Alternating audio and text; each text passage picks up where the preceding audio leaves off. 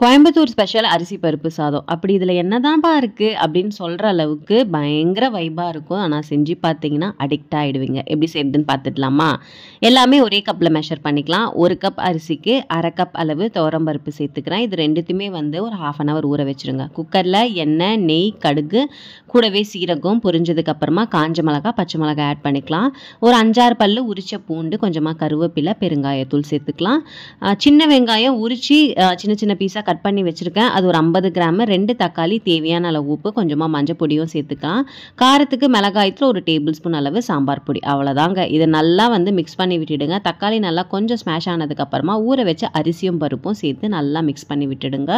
சூப்பராக ரெடி ஆகிடுச்சு. இப்போயே வீட்டில் அப்படியே மணக்க வாசனை வரும். அதுக்குள்ளே நம்ம மெஷர் பண்ணி வச்சுருக்க தண்ணியும் சேர்த்துட்டு குக்கரில் 2 விசில் விட்டு இறக்குனீங்கன்னா ஒரு சூப்பரான அரிசி பருப்பு சாதம் ரெடி ஆகிடுச்சு. ஒரு தடவை ட்ரை பண்ணுங்கள், கண்டிப்பாக அடிக்ட் ஆகிடுவீங்க.